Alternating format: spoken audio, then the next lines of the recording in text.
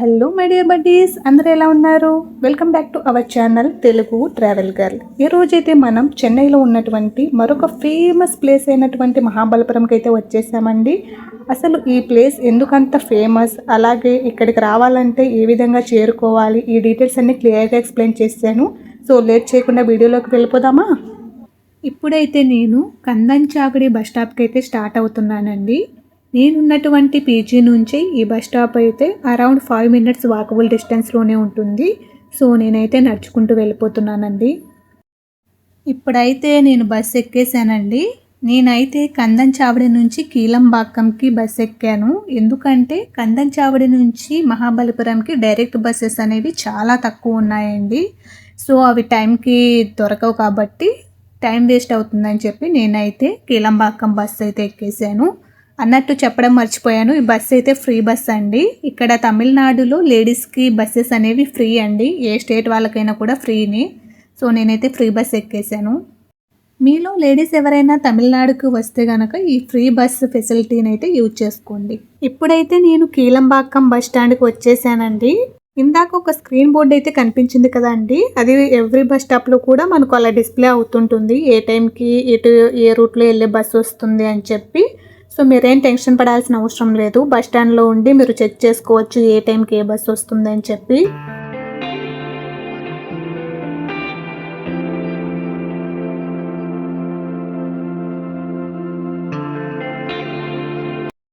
మహాబలిపురం వెళ్ళడానికి direct trains అయితే లేవండి. మీరు ఎవరైనా మహాబలిపురం వెళ్ళాలంటే బై బస్ ద్వారా అయినా వెళ్ళాలి, ఆర్ ఎల్స్ క్యాబ్ అయితే బుక్ చేసుకోవాలండి. ఇక్కడ మీకు విగ్రహాలు కనిపిస్తున్నాయి కదా, ఇక్కడి నుంచి మహాబలిపురం అయితే స్టార్ట్ అవుతుందండి. మహాబలిపురం మొత్తం కూడా ఇలా శిల్పాలు అయితే ఉంటాయండి. మహాబలిపురం మొత్తం కూడా ఇలా శిల్పాలతో అయితే నిండి ఉంటుందండి. ఎటు చూసినా మనకు శిల్పాలు, ఆ శిల్పాలను చెక్కే వాళ్ళే కనిపిస్తుంటారు. మీలో ఎవరైనా మహాబలిపురం విజిట్ చేయాలంటే ఫస్ట్ మీరైతే చెన్నై రైల్వే స్టేషన్లో అయితే దిగుతారు కదండి, అక్కడి నుంచి బై బస్ అయితే వచ్చేయండి. మీకు చెన్నై సెంట్రల్ రైల్వే స్టేషన్ నుంచి బస్సెస్ అయితే డైరెక్ట్ బస్సెస్ ఉంటాయి. సో మీరు బస్ ఎక్కేటప్పుడు ఒకసారి కండక్టర్ని అడగండి, అండ్ మహాబలిపురం కాకుండా మామల్లాపురం అని చెప్పండి. ఇక్కడ మహాబలిపురంని మామల్లాపురం అని పిలుస్తారండి. నేనైతే కీలంబాక్కం నుంచి మామల్లాపురం వెళ్ళే బస్ అయితే ఎక్కేసానండి. ఇప్పుడు మనం చూస్తున్నది మామల్లాపురం బస్ స్టాప్, ఇదే మహాబలిపురం బస్ స్టాప్ అండి. మనం బస్ స్టాప్లో దిగగానే ఇక్కడ మిడిల్లో కొన్ని గోపురాలు అయితే కనిపిస్తాయండి. బస్ స్టాప్కి ఆనుకొని వెనక్కి ఒక టెంపుల్ అయితే ఉంటుంది. ఇక్కడ మీకు ఒక రాతి కట్టడం అయితే కనిపిస్తుంది కదండి బస్సెస్ వెనక, అదే టెంపుల్ అండి. ఇప్పుడైతే మనం టెంపుల్లోకి వెళ్ళిపోదాం పదండి. ఇక్కడ చూస్తున్నారా, బయట వాలంతా కూడా రాతితోనే కట్టారండి. ప్రతి దానిపైన కూడా శిల్పాలు చెక్కబడ్డాయి. నేను మహాబలిపురం రీచ్ అయ్యేటప్పటికి టైం అయితే అరౌండ్ 12 PM అయితే అయ్యిందండి. టెంపుల్ దగ్గర కూడా ఎక్కువ జనాలు అయితే లేరండి, చాలా ప్రశాంతంగా ఉంది, చాలా పీస్ఫుల్గా అయితే ఉందండి. ఇక్కడ ఈ ఆలయం పేరు శ్రీ స్థలశయన పెరుమాల్ ఆలయం అండి. ఇది బస్ స్టాప్కి ఆనుకునే ఉంటుంది వెనక్కి సైడే. ఇదైతే సాధారణమైనటువంటి విష్ణు ఆలయం అయితే కాదు అండి. వైష్ణవ సాంప్రదాయాలలో అత్యంత పవిత్రమైన 108 దివ్యక్షేత్రాలలో ఒకటిగా ఈ ఆలయానికైతే ప్రత్యేక స్థానం ఉంది. ఈ క్షేత్రాన్ని తిరుకడల్ మైలై అని కూడా పిలుస్తారు. ఈ ఆలయానికి 1000 సంవత్సరాల చరిత్ర అయితే ఉందండి. పల్లవ రాజులు నిర్మించిన ఈ ఆలయాన్ని తరువాత కాలంలో చోళులు, విజయనగర రాజులు, నాయకులు మరింత అభివృద్ధి చేశారు. నేను వెళ్ళినప్పుడైతే టెంపుల్ క్లోజ్లో ఉందండి, లోపల దర్శనం చేసుకోవడానికి అయితే ఆప్షన్ లేదు. సో బయట నుంచే చూసి వచ్చాను నేనైతే. మీరెవరైనా మహాబలిపురంకి వస్తే కనుక ఈ టెంపుల్ను కూడా మిస్ అవ్వకుండా విజిట్ చేయండి. ఈ టెంపుల్లో శ్రీ మహావిష్ణువు నేల మీద పడుకొని ఉన్నట్టుగా మనకైతే దర్శనమిస్తారు. ఇప్పుడైతే మనం షోర్ టెంపుల్ని విజిట్ చేయడానికి అయితే వెళ్తున్నామండి. ఈ టెంపుల్ నుంచి జస్ట్ ఒక 2-3 minutes అలా ముందుకెళ్ళి లెఫ్ట్ తీసుకుని స్ట్రైట్గా వెళ్తే మనకు షోర్ టెంపుల్ అయితే వస్తుందండి. ఈ దారి మొత్తం కూడా మనకు స్ట్రీట్ షాపింగ్ ఇదే ఉంటుందండి. ఈ రోడ్లో వెళ్ళేటప్పుడు మనకు లెఫ్ట్ సైడ్లో అయితే టికెట్ కౌంటర్ ఉంటుందండి. మీకు ఇక్కడ బోర్డు కూడా మెన్షన్ చేశారు కదా, ప్రతి చోట ఇలా బోర్డ్స్ అయితే ఉంటాయి, మీరు ఏం టెన్షన్ పడాల్సిన అవసరం లేదు. ఇక్కడ మీకు కనిపిస్తుంది కదండి గేటు, ఇది టికెట్ కౌంటరు. ఇక్కడ మీకు బయట ఒక బోర్డు కనిపిస్తుంది కదా, ఇది ఆన్లైన్ టికెట్ బుకింగ్ అండి. సో మనం ఇక్కడికి వచ్చేసి స్కాన్ చేసి మనం టికెట్ అయితే బుక్ చేసుకోవచ్చు. అలా లేదు అంటే లోపలికి వెళ్ళి ఆఫ్లైన్ టికెట్ కూడా బుక్ చేసుకోవచ్చు. సైట్ చేత గుర్తింపబడింది. మీకు ఇండియా మ్యాప్ కనిపిస్తుంది కదా అండి, ఇక్కడ మెన్షన్ చేశారు చూడండి, UNESCO 32 cultural world heritage sites అని చెప్పి టోటల్ 32 ప్లేసెస్ అయితే ఉన్నాయంట. ప్లేసెస్ కూడా ఇక్కడ మ్యాప్లో అయితే మెన్షన్ చేసి ఉన్నారు. ఇది లోపలికే వచ్చేసి మనము టికెట్ కౌంటర్ అండి. ఆఫ్లైన్ టికెట్ తీసుకోవడానికి మనం ఆన్లైన్లో బుక్ చేసుకోవాలంటే బయట జస్ట్ స్కాన్ చేసి తీసుకుంటే సరిపోతుంది. మహాబలిపురంలో ప్రతి ప్లేస్ దగ్గర కూడా మనకు టికెట్ కౌంటర్స్ అయితే ఉంటాయండి. మీరు ప్రతి చోట టికెట్ తీసుకోవాల్సిన అవసరం అయితే లేదు. మహాబలిపురంకి వచ్చాక ఏదో ఒక ప్లేస్లో టికెట్ తీసుకుంటే చాలు, రిమైనింగ్ అన్ని ప్లేసెస్ కూడా మీరు సేమ్ టికెట్తోనే చూడొచ్చు. ఈ విషయం తెలియక చాలామంది ప్రతి దగ్గర కూడా టికెట్ అయితే తీసుకుంటుంటారండి. మీరు ఎవరైనా వెళ్తే కనుక ఓన్లీ ఒక్క ప్లేస్లోనే టికెట్ తీసుకోండి, రిమైనింగ్ అన్ని ప్లేస్ దగ్గర కూడా సేమ్ టికెట్ అయితే చూపించండి, వాళ్ళైతే అలో చేస్తారు. అడల్ట్స్కి అయితే 35 రూపీస్ ఛార్జ్ చేస్తున్నారండి. అదే ఫారెన్ వాళ్ళకైతే 300 రూపీస్ ఛార్జ్ చేస్తున్నారు. అక్కడ బోర్డు మీద అయితే 40 రూపీస్ అని మెన్షన్ చేశారు, బట్ బుక్ చేస్తే నాకైతే 35 రూపీసే పడిందండి టికెట్ ప్రైస్. నేనైతే ఎంట్రీ టికెట్ చూయించి లోపలికైతే వచ్చేసానండి. మనమైతే ఈ వేలో లోపలికి వెళ్ళాల్సి ఉంటుంది. అదిగో మనకు చివరన ఒక టెంపుల్ లాగా అయితే కనిపిస్తుంది కదా, అదే షోర్ టెంపుల్ అండి. సో అక్కడి వరకు మనమైతే నడుచుకుంటూ వెళ్ళాలి. మనకు చుట్టూ అంతా కూడా గ్రీనరీ ఉంటుందండి. రైనీ సీజన్లో అయితే ఇంకా చాలా బాగా కనిపిస్తుంది. మనకు లోపల అయితే డ్రింకింగ్ వాటర్ ఫెసిలిటీ కూడా ఉందండి. మీరు ఎక్కడైనా కూర్చోవాలనుకుంటే చెట్ల కింద చిన్న చిన్న టేబుల్స్ కూడా ఉన్నాయి. సో మీరు ఈజీగా నడుచుకుంటూ వెళ్ళిపోవచ్చు. మీరు కూర్చోవాలనుకుంటే ఎక్కడైనా కూర్చోవచ్చు. ఇప్పుడైతే మనం షోర్ టెంపుల్ దగ్గరకు నడుచుకుంటూ వెళ్ళిపోదాం పదండి.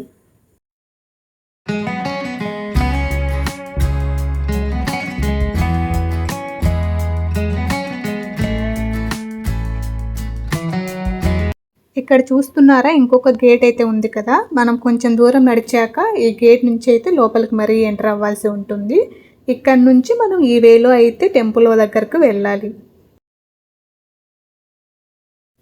ఇదిగోండి, ఇక్కడ మీకు బీచ్ అయితే కనిపిస్తుంది కదా, టెంపుల్ అనేది బీచ్ ఆనుకునే ఉంటుందండి. చాలా అంటే చాలా బ్యూటిఫుల్గా ఉంటుంది.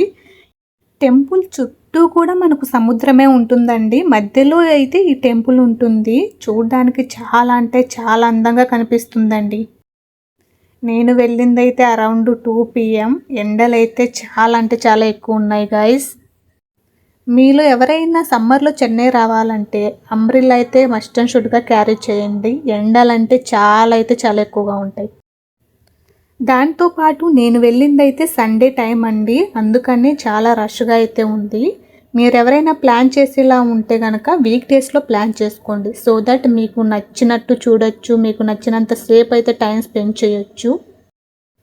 నేను వెళ్ళినప్పుడు ఇంత రష్గా ఉన్నా కూడా అంత పెద్ద ఏం అనిపించలేదండి. బికాజ్ చాలా ప్లేస్ ఉంటుంది, మనకు లైన్లో నిల్చోవాల్సిన అవసరం లేదు, ఎటు సైడ్ నుంచి అయినా వెళ్ళి చూడొచ్చు. సో ఇక్కడ షోర్ టెంపుల్ అయితే ఏ డే వచ్చినా కూడా ప్రాబ్లం అయితే ఉండదు. ఇప్పుడైతే మనం షోర్ టెంపుల్ దగ్గరికి వచ్చేసామండి. మీకు ఈచ్ అండ్ ఎవ్రీథింగ్ క్లియర్గా చూపిస్తాను, చూసేయండి. నాకు తెలిసి నేను చూపించినంత క్లియర్గా అయితే ఏ వీడియోలో కూడా చూపించి ఉండరు. ఈచ్ అండ్ ఎవ్రీథింగ్ క్యాప్చర్ చేసి మరి చూపిస్తున్నాను. మనం షోర్ టెంపుల్ రీచ్ అవ్వగానే స్టార్టింగ్లో వాటర్ ఉన్నటువంటి ప్లేస్, దాంతోపాటు ఏనుగు, ఒక బొమ్మ, ఇవైతే కనిపిస్తాయండి. ఇది మీకు లాస్ట్లో క్లియర్గా అయితే చూపిస్తాను, చూసేయండి. ఇప్పుడైతే మనం లోపలికి వెళ్ళిపోదాం పదండి. ఇక్కడ గమనిస్తున్నారా, చుట్టూ కూడా మనకు నంది విగ్రహాలు అయితే ఉన్నాయి కదా, ప్రతిదీ కూడా చేతితో చెక్కినటువంటి శిల్పాలే అండి. ఈ టెంపుల్ చుట్టూ కూడా ఈ నంది విగ్రహాలు అయితే ఉంటాయి. చూడడానికి చాలా బ్యూటిఫుల్గా ఉంటుందండి. ఇప్పుడైతే మనం లోపలికి వెళ్ళిపోదాం పదండి. ఇప్పుడైతే మనం ఈ షోర్ టెంపుల్ గురించి తెలుసుకుందాం పదండి. ఈ షోర్ టెంపుల్ని క్రీస్తు శకం 8వ శతాబ్దంలో పల్లవరాజు అయినటువంటి 2వ నరసింహన్ నిర్మించినట్లుగా చరిత్ర అయితే చెబుతోంది. పల్లవుల శిల్పకళకు ఇది ఒక గొప్ప నిదర్శనం. అందుకే మహాబలిపురంలోని స్మారక చిహ్నాలను యునెస్కో ప్రపంచ వారసత్వ సంపదగా అయితే గుర్తించింది. ఈ ఆలయం యొక్క ప్రత్యేకత ఏమిటంటే ఇది సముద్రానికి చాలా దగ్గరగా నిర్మించబడింది. ఎన్నో శతాబ్దాలుగా సముద్ర గాలులు, ఉప్పు నీరు, తుఫాన్లను ఎదుర్కొంటూ ఇప్పటికీ కూడా అలాగే నిలబడి ఉండడం చాలా ఆశ్చర్యానికి గురి చేస్తుంది. ఇప్పుడైతే ఈ గర్భగుడి లోపల ఉన్నటువంటి శిల్పాన్ని అయితే మీకు క్లియర్గా చూపిస్తాను, చూడండి. ఈ గర్భగుడి లోపల ఉన్నటువంటి శిల్పాన్ని సోమస్కంద శిల్పం అని అయితే అంటారు. ఇందులో పరమశివుడు, పార్వతీదేవి, అలాగే వారి కుమారుడైనటువంటి కుమారస్వామి అయితే దర్శనమిస్తారు. పల్లవ రాజులు సోమస్కంద రూపాన్ని ఎంతో పవిత్రంగా భావించేవారు. అందుకే వారి కాలంలో నిర్మించిన అనేక శివాలయాల్లో ఈ శిల్పాన్ని అయితే చెక్కించారు. ఇక్కడ చూస్తున్నారా, టెంపుల్ చుట్టూ కూడా నంది విగ్రహాలు అయితే కనిపిస్తున్నాయి కదా అండి. అలాగే మనం ఈ టెంపుల్ని 3 విధాలుగా 3 రౌండ్స్ అయితే మనం చుట్టి రావచ్చండి. ఇప్పుడు మీరు ఇక్కడ చూస్తున్నారు కదా, ఇక్కడి నుంచి మనమైతే టెంపుల్ అంతా కూడా ఒక రౌండ్ చుట్టి రావచ్చు. అలాగే మనకు వెనక కొంచెం ఇసుక అయితే కనిపిస్తుంది కదా, అది దాటి కొంచెం వెనక్కి వెళ్తే అక్కడి నుంచి ఇంకొక రౌండ్, అలాగే దాని వెనుక నుంచి ఇంకొక రౌండ్, ఇలా 3 రౌండ్స్ అయితే మనం టెంపుల్ చుట్టూ చుట్టి రావచ్చు. ఈ టెంపుల్లో అయితే చాలా రకాల విగ్రహాలు అయితే చెక్కబడ్డాయండి. నేనైతే జూమ్ చేసి మరి క్లియర్గా చూపిస్తున్నాను, చూసేయండి.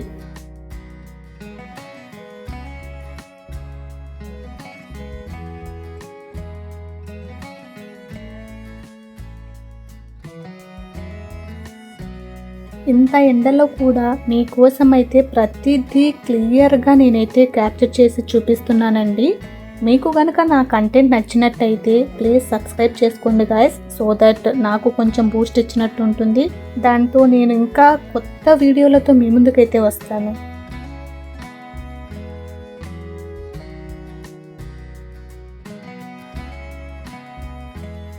ఇప్పుడు మీరు చూస్తున్నది అయితే టెంపుల్ సైడ్ వ్యూ అండి. నేను ఒక సైడ్ నుంచి చూపిస్తున్నాను. ఇక్కడ నుంచి మనమైతే బ్యాక్ సైడ్ వెళ్ళిపోదాం పదండి. ఇక్కడ బ్యాక్ సైడ్ రాగానే మనకు ఒక శివలింగం అయితే ఉంటుందండి. చూడడానికి చాలా బ్యూటిఫుల్గా ఉంటుంది. మీకు కూడా చూపిస్తాను, చూసేయండి. ఇక్కడ చూస్తున్నారా, శివలింగం వెనుక అయితే ఒక శిల్పం చెక్కబడి ఉంది కదా అండి. సేమ్ మనం ఇంతకుముందు చూసిన శిల్పం లాంటిది. శివుడు, పార్వతి, అలాగే కుమారస్వామి, ముందు అయితే ఒక పెద్ద శివలింగం. ఇదైతే చాలా పెద్దగా ఉందండి.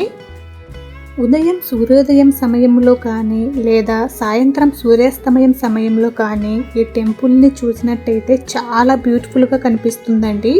ఒకవైపు సముద్రపు అలల సౌండ్, మరోవైపు 1000 సంవత్సరాల చరిత్రను మోస్తున్నటువంటి ఈ దేవాలయం చాలా అంటే చాలా బ్యూటిఫుల్గా కనిపిస్తాయి. ఒకప్పుడు ఈ ప్రాంతంలో సముద్ర తీరాన 7 ఆలయాలు ఉండేవని అయితే స్థానికులు చెబుతుంటారు. ప్రస్తుతం ఈ 7 దేవాలయాల్లో ఇప్పుడు మీరు చూస్తున్నటువంటి షో టెంపుల్ మాత్రమే మిగిలి ఉంది. అందుకే దీనిని 7 పగడాస్ కథతో అయితే పోలుస్తారు. మిగిలినటువంటి 6 దేవాలయాలు కూడా సముద్రంలో అయితే మునిగిపోయాయని చెబుతారు. 2004వ సంవత్సరంలో అయితే చెన్నైలో సునామీ అయితే వచ్చిందండి.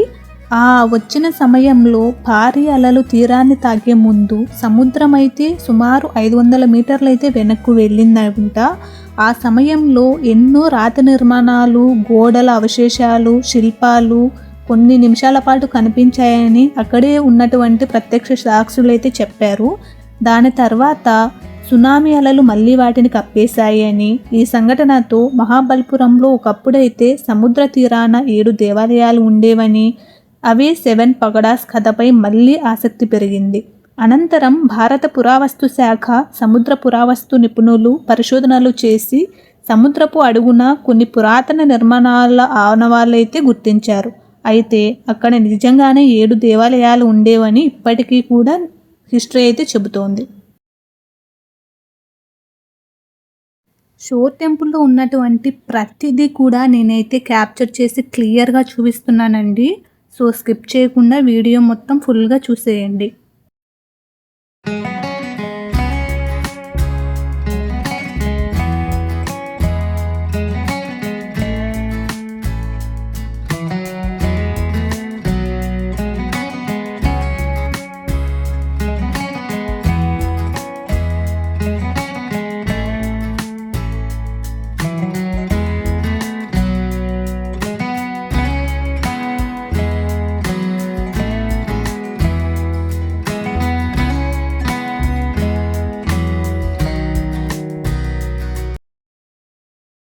మీరు చూస్తున్నారు కదా, ఈ వే అయితే మనం టెంపుల్ని చుట్టడానికి సెకండ్ వే అండి. మీరు ఫస్ట్ ఒకటి చూశారు కదా, దానితో ఒక రౌండ్ చుట్టూ రావచ్చు. ఇక్కడ నుంచి సెకండ్ రౌండ్, ఇంకొంచెం ముందుకెళ్తే అక్కడ నుంచి థర్డ్ రౌండ్ కూడా టెంపుల్ని అయితే విజిట్ చేయొచ్చు. ప్రతి రాయి మీద చూసారా శిల్పాలు అయితే ఎంత అద్భుతంగా చెక్కారో కదా. ఏ టెక్నాలజీ లేనటువంటి ఆ కాలంలో ఎలా చెక్కారో ఏంటో మరి. ఈ ద్వారం నుంచి మనము స్ట్రైట్గా ఉన్నటువంటి శివుని శిల్పాన్ని అయితే చూడొచ్చండి. ఇలా మనం 3 రౌండ్లు ఉంటాయని చెప్పాను కదా, ప్రతి రౌండ్కి కూడా మనం ఇలా మిడిల్లో నుంచి స్ట్రైట్గా అయితే శివుని చూడొచ్చు.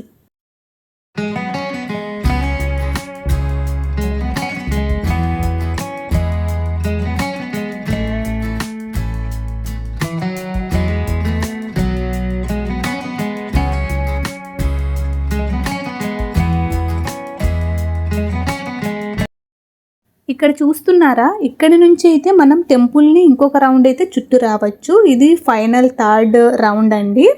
ఇక్కడ మీకు అబ్జర్వ్ చేసినట్టయితే ఇసుక కనిపిస్తుంది కదా, ఇదైతే ఒకప్పుడు సముద్రంలో మునిగి ఉన్నటువంటి టెంపుల్. మనకు రాతి పైన వీటిపైన కూడా చూడొచ్చు సాల్ట్ అయితే ఉంటుందండి. అంటే అన్ని సంవత్సరాలు సముద్రంలో మునిగిపోయి కూడా ఇప్పటికి కూడా స్టిల్ అలానే ఉందండి. దాని మీద శిల్పాలు అవ్వచ్చు క్లియర్గా కనిపిస్తున్నాయి.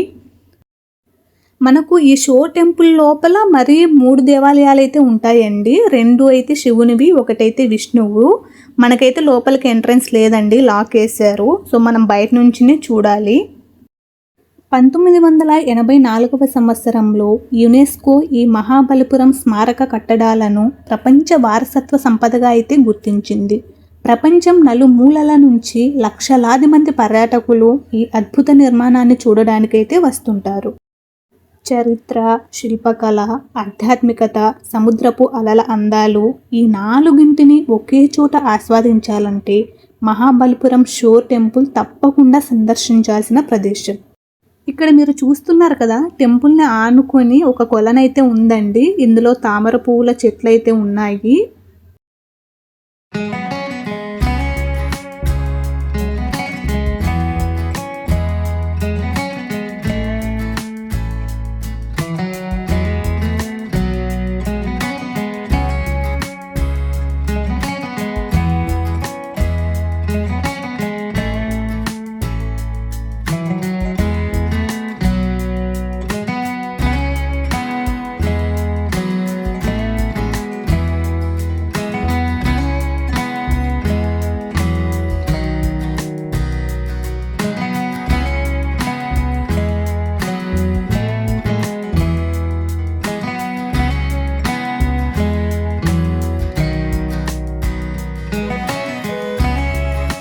ఇక్కడ చూస్తున్నారా, ఇక్కడ నుంచి మనం శివుణ్ణి అయితే దర్శించుకోవచ్చు. అలాగే సెకండ్ ద్వారం నుంచి దర్శించుకోవచ్చు.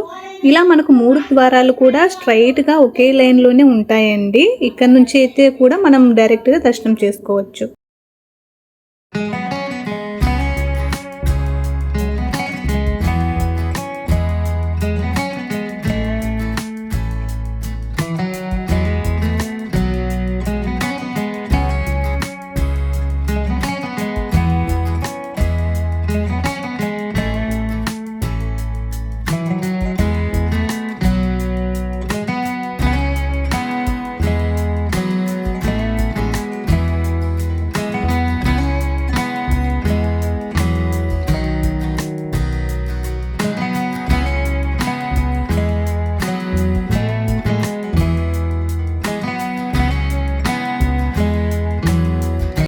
మీలో ఎవరైనా మహాబలిపురం వస్తే 1 డేలో ఏ ప్లేసెస్ కవర్ చేయొచ్చు అనేది చెప్తా వినండి. ఫస్ట్ అయితే మీరు షో టెంపుల్ను విజిట్ చేయండి. దాని తర్వాత పంచరథాస్, అర్జునాస్ పీనాన్స్, అలాగే Krishna's butter ball, Mahishasura Mardini cave temple, అలాగే మహాబలిపురంలో ఉన్నటువంటి లైట్ హౌస్, అలాగే పక్కనే ఉన్నటువంటి మహాబలిపురం బీచ్, ఇవన్నీ మీరు ఒకే రోజులో కవర్ చేయొచ్చండి. ఇవన్నీ మస్ట్ అండ్ షుడ్గా కవర్ చేయాల్సిన ప్లేసెస్. ఇక్కడైతే మీకు ఒక చిన్న గుంతలాగా కనిపిస్తుంది కదా అండి, ఇదైతే నార్మల్ గుంత అయితే కాదు, ఇదైతే ఒక బావి అంట అండి. స్టిల్ అందులో అయితే వాటర్ ఉన్నాయండి. నేనైతే దగ్గరకు వెళ్ళి క్యాప్చర్ చేద్దామని దిగాను. వెంటనే సెక్యూరిటీ గార్డ్ విజిల్ వేసేసాడు. లోపలికైతే ఇందులో మాత్రం లోపలికి అలవలేదండి, మనం బయట నుంచే చూడొచ్చు. మీకోసం నేనైతే జూమ్ చేసి మరీ చూపిస్తున్నాను. మీకు అక్కడ వాటర్ కనిపిస్తున్నాయి కదా అండి. అప్పట్లో వరదలు ఏమైనా సునామీలు ఇలా వస్తే ఎలా గుర్తించేవారు అంటే ఈ బావిలో ఉన్నటువంటి వాటర్ లెవెల్ బట్టి, అంటే సముద్రపు అలలను బేస్ చేసుకొని ఇందులో వాటర్ లెవెల్ అనేది చేంజ్ అవుతూ ఉంటుందంట. ఆ వాటర్ లెవెల్ని బట్టి ఈ టెంపుల్లో ఉన్నటువంటి పూజారి ఊరి మొత్తానికి ఇన్ఫర్మేషన్ ఇచ్చేవాడంట. అసలు టెక్నాలజీయే లేని ఆ కాలంలో ఇలాంటివన్నీ ఎలా కనిపెట్టారో కదండి. షోర్ టెంపుల్ యొక్క స్పెషాలిటీ ఏమిటంటే ఇది ఒకే రాయిని చెక్కి నిర్మించిన నిర్మాణం అయితే కాదండి. పెద్ద పెద్ద గ్రానైట్ రాళ్లను ఒకదానిపై ఒకటి అమర్చి నిర్మించారు. అందుకే దీనిని స్ట్రక్చరల్ టెంపుల్ అని పిలుస్తారు. కానీ మహాబలిపురంలోని పంచరథాలు మాత్రం ఒకే రాయిని చెక్కి రూపొందించినటువంటి మోనోలిథిక్ కట్టడాలండి. ఈ పంచరథాలు అయితే చాలా అంటే చాలా అద్భుతంగా ఉంటాయండి. అసలు చూస్తే షాక్ అయిపోతారు, ఏంటి ఇలా ఎలా చెక్కగలిగారు ఆ కాలంలో అని చెప్పి. చాలా బ్యూటిఫుల్గా ఉంటాయి. నేనైతే పంచరథాలు అండ్ కృష్ణాస్ వాటర్ బాల్ ఇవన్నీ కూడా నెక్స్ట్ వీడియోలో మీకు చూపిస్తానండి. ఎందుకంటే ఈ వీడియో ఇప్పటికే లెంత్ అయిపోయింది. సో నెక్స్ట్ వీడియో మీకైతే పంచరథాలు, కృష్ణాస్ వాటర్ బాల్ వీటి గురించి అయితే వస్తుందండి. మీరైతే మిస్ అవ్వకుండా ఆ వీడియో అయితే చూడండి, చాలా బ్యూటిఫుల్గా ఉంటుందండి. మీలో ఎవరైనా మహాబలిపురం 1 డే ట్రిప్ ప్లాన్ చేసుకుంటే కనుక నేను చెప్పిన విధంగా ఫాలో అవ్వండి. సో దట్ మీరు అన్ని ప్లేసెస్ ఒకే రోజు కవర్ చేయొచ్చు అండ్ మీకు ఈజీగా కూడా ఉంటుంది. ఫస్ట్ అయితే మీరు పంచరథాస్ కవర్ చేయండి. ఎందుకంటే పంచరథాస్, కృష్ణాస్ వాటర్ బాల్ ఇవన్నీ కూడా మనకు ఒకే ప్లేస్లోనే ఉంటాయి. ఒకవైపు ఎంట్రీ అయితే లోపల నుంచి నడుచుకుంటూ వచ్చి ఆల్మోస్ట్ మనకు 2 to 3 hours అయితే పడుతుంది అవి కంప్లీట్ చేయడానికి. ఎగ్జిట్ మాత్రం మనము బస్ స్టాండ్ దగ్గర ఎగ్జిట్ అవుతామండి.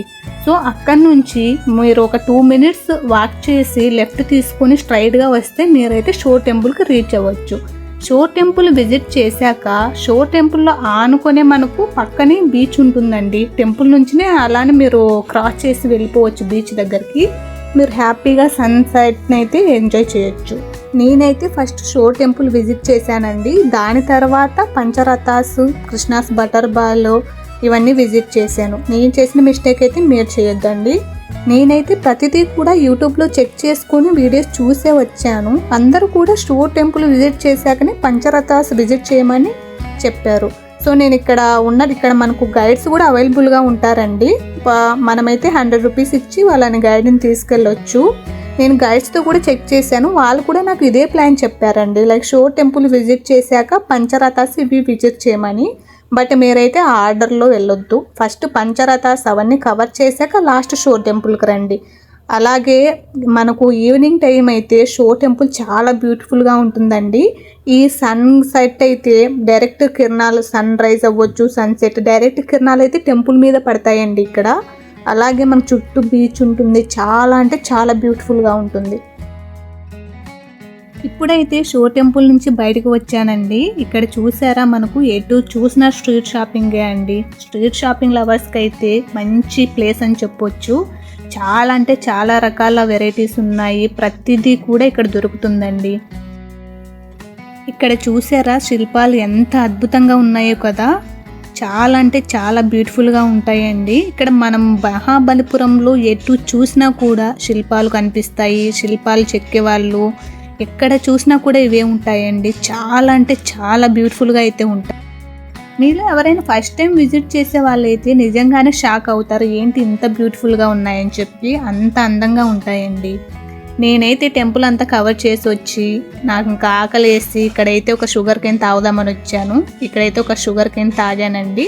నాకు 25 rupees అయితే ఛార్జ్ చేశారు. ఇప్పుడైతే నేను షోర్ టెంపుల్ నుంచి పంచరథాస్ అలాగే కృష్ణాస్ వాటర్ బాల్ ఈ ప్లేసెస్ కవర్ చేయడానికి వెళ్ళిపోతున్నానండి.